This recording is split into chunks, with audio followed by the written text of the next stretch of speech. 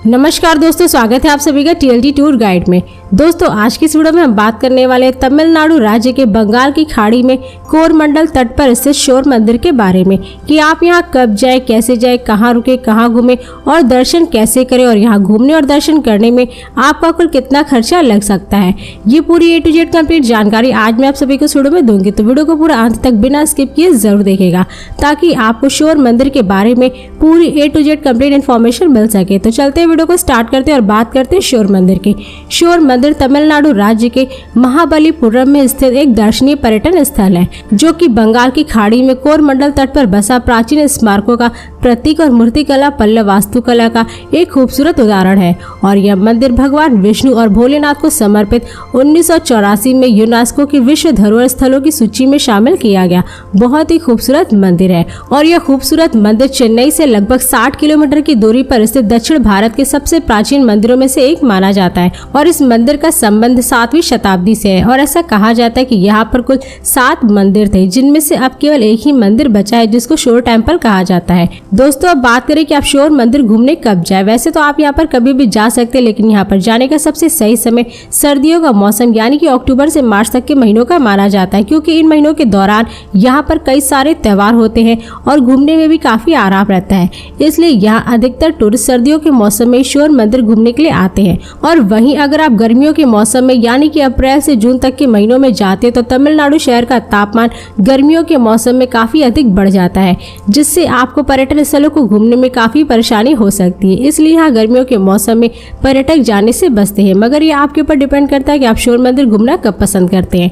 दोस्तों अब बात करें कि आप शोर मंदिर कैसे पहुंचे। वैसे तो आप यहाँ पे बाई ट्रेन, बाई प्लेन और बाई बस बड़े ही आराम से पहुंच सकते हैं। दोस्तों अगर आप शोर मंदिर ट्रेन से जा रहे हैं तो यहाँ का निकटतम railway station Chengalpattu railway station है, लेकिन यहाँ बहुत ही कम ट्रेनें आती हैं। इसलिए अगर आपको इस रेलवे स्टेशन के लिए ट्रेन ना मिले तो आप चेन्नई सेंट्रल रेलवे स्टेशन के लिए भी ट्रेन की सुविधा ले सकते हैं। और चेन्नई रेलवे स्टेशन से शोर टेम्पल की दूरी लगभग 53 किलोमीटर है, जिससे आप बस या शेयरिंग टैक्सी से 80 से 100 रुपए में पूरा करके शोर टेम्पल तक पहुंच सकते हैं। और अगर आप चेन्नई रेलवे स्टेशन से शोर टेम्पल के लिए बस लेते तो उसका चार्ज लगभग 70 से 90 रुपए और वही शेयरिंग टैक्सी का चार्ज लगभग 150 से 200 रुपए तक होता है। और दोस्तों अगर आप शोर टेम्पल फ्लाइट से जाना चाहते तो यहाँ का निकटतम एयरपोर्ट चेन्नई में स्थित चेन्नई इंटरनेशनल एयरपोर्ट है, जो कि देश के विभिन्न शहरों दिल्ली, मुंबई, चंडीगढ़, बेंगलोर और हैदराबाद आदि जैसे शहरों के एयरपोर्टों से काफी अच्छी तरीके से जुड़ा हुआ है, जिनके जरिए आप इन शहरों के एयरपोर्टों से फ्लाइट पकड़ करके चेन्नई के एयरपोर्ट तक पहुंच जाएंगे। और इस एयरपोर्ट से शोर टेम्पल की दूरी लगभग 56 किलोमीटर है, जिससे आप बस या रिजर्व टैक्सी से पूरा करके शोर टेम्पल तक पहुंच जाएंगे। और अगर आप इस एयरपोर्ट के बाहर से शोर टेम्पल के लिए बस लेते हैं तो उसका चार्ज लगभग 80 से 100 रुपए पर पर्सन होता है। और वहीं अगर आप रिजर्व टैक्सी लेते हैं तो उसका चार्ज लगभग 1000 से 1500 रुपए तक होता है। और दोस्तों अगर आप बस से जाना चाहते हैं शोर टेम्पल तो अपने आसपास के प्रमुख शहरों चेन्नई, पांडिचेरी, मदुरई, कोयम्बटूर आदि जैसे शहरों से सड़क मार्ग द्वारा काफी अच्छी तरीके से ये जुड़ा हुआ है, जिनके जरिए आप इन शहरों तक पहुंच करके वहां से बस पकड़ करके डायरेक्ट शोर टेम्पल तक पहुंच सकते हैं। और इसी के साथ ही अगर आप शोर टेम्पल घूमने के लिए अपने निजी वाहन, कार या बाइक से जाना चाहते हैं तो आप यहाँ पर बड़े ही आराम से पहुंच सकते हैं, क्योंकि तमिलनाडु में स्थित शोर टेम्पल की सड़कें देश के विभिन्न शहरों के सड़क मार्ग द्वारा काफी अच्छी तरीके से जुड़ी हुई है, जिनके जरिए आप देश के किसी भी शहर से अपने निजी वाहन, कार या बाइक से शोर टेम्पल तक पहुंच सकते हैं। दोस्तों अब बात करें कि आप शोर टेम्पल पहुंचने के बाद यहाँ पे कहाँ स्टे करें। वैसे तो महाबलीपुरम में आपको स्टे करने के लिए हाई बजट से लेकर के लो बजट तक के कई सारे होटल मिल जाएंगे, जिन्हें आप बुक करके स्टे कर सकते हैं। लेकिन अगर आप यहाँ पे स्टे करने के लिए एक नॉर्मल बजट होटल लेना चाहते हैं तो उसका चार्ज लगभग 700 से 1500 रुपए होता है, जिन्हें आप अपनी सुविधा के अनुसार बुक करके यहाँ पे स्टे कर सकते हैं। दोस्तों अब बात करें यहाँ पर खाने पीने की क्या सुविधा है। वैसे तो आप यहाँ पे जिस भी होटल में स्टे किए वहीं पर आपको खाने पीने की हर एक सुविधा मिल जाएगी, लेकिन अगर आप यहाँ पर खाना नहीं चाहते तो आपको महाबलीपुरम में और भी कई सारे होटल, रेस्टोरेंट और स्ट्रीट फूड वाले देखने को मिल जाएंगे, जहाँ पर आप जाकर के लगभग 100 से 150 रुपए में पर प्लेट भोजन कर सकते हैं। और यदि दोस्तों आप घर बैठे बैठे ऑनलाइन गेम खेल करके पैसे कमाना चाहते हैं तो आप सभी साइन अप कर सकते हैं जेटपिन में, जिसमें आप सभी को 500 रुपए का वेलकम बोनस मिल जाएगा, जिसकी मदद से आप फ्री में गेम खेल करके पैसे अर्न कर सकते हैं। तो लिंक आप सभी को डिस्क्रिप्शन में दिया गया है, जल्दी से जाकर के साइन अप कर लीजिए। दोस्तों अब बात करें कि आप यहाँ पे दर्शन करने के बाद कहाँ घूमे। वैसे तो आप यहाँ पे सबसे पहले शोर टेम्पल जा सकते हैं। दक्षिण भारत के सबसे लोकप्रिय पर्यटन स्थलों में से एक इस मंदिर का निर्माण 7वीं शताब्दी में पल्लव वंश के शासन काल के दौरान किया गया था और द्रविड़ शैली में निर्मित शोर मंदिर यूनेस्को द्वारा विश्व धरोहर स्थल का हिस्सा है,